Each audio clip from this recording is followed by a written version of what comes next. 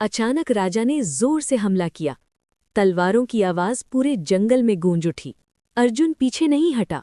वो जानता था, ये लड़ाई सिर्फ अपनी जान की नहीं थी, ये लड़ाई थी अपने प्यार के लिए। दोनों के बीच तेज लड़ाई शुरू हो गई। राजा के वार भारी और ताकतवर थे, लेकिन अर्जुन की चाल तेज और फुर्तीली। सैनिक हैरानी से ये लड़ाई देख रहे थे। अचानक राजा ने एक जोरदार वार किया। अर्जुन का संतुलन बिगड़ गया और वो जमीन पर गिर पड़ा। उसकी तलवार दूर जा गिरी। सैनिक तुरंत आगे बढ़े। तभी अचानक, रुक जाओ! रानी माधवी चीखते हुए अर्जुन के सामने आकर खड़ी हो गई। उनकी आंखों में आंसू थे, लेकिन आवाज में डर नहीं था। उन्होंने राजा की तरफ देखते हुए कहा, अगर अर्जुन को मारना है तो पहले मुझे मारना होगा। पूरा जंगल शांत हो गया। हवा तक रुक गई जैसे। राजा वीरेंद्र कुछ पल तक रानी को देखते रहे। उनके चेहरे पर गुस्सा था, लेकिन अंदर कहीं गहरा दर्द भी था। धीरे धीरे उन्होंने अपनी तलवार नीचे कर दी। फिर भारी आवाज में बोले, मैंने कई युद्ध जीते हैं, लेकिन आज समझ आया कि दिल का युद्ध सबसे कठिन होता है। राजा अर्जुन के पास आए।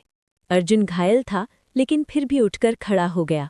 राजा ने उसके आंखों में देखा, फिर बोले, तुम सिर्फ एक माली नहीं हो, तुम एक सच्चे योद्धा हो।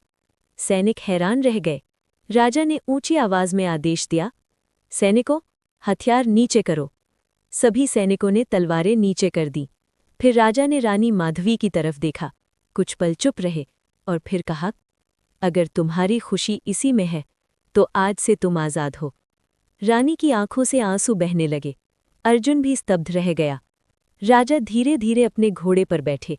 उन्होंने आखिरी बार पीछे मुड़कर देखा, फिर बोले, याद रखना अर्जुन, रानी की आंखों में कभी आंसू नहीं आने चाहिए।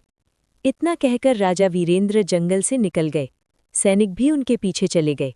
जंगल में अब सिर्फ 3 लोग बचे थे, रानी माधवी, अर्जुन और उनकी नई शुरुआत। कहते हैं, कुछ साल बाद उसी जंगल के किनारे एक छोटा सा घर था, जहां लोग अक्सर एक दयालु और बहादुर जोड़े को देखते थे। और दूर महल में राजा वीरेंद्र इतिहास के पन्नों में एक ऐसे राजा बन गए जिसमें पुआर को कैद करने के बजाय आज़ाद कर दिया।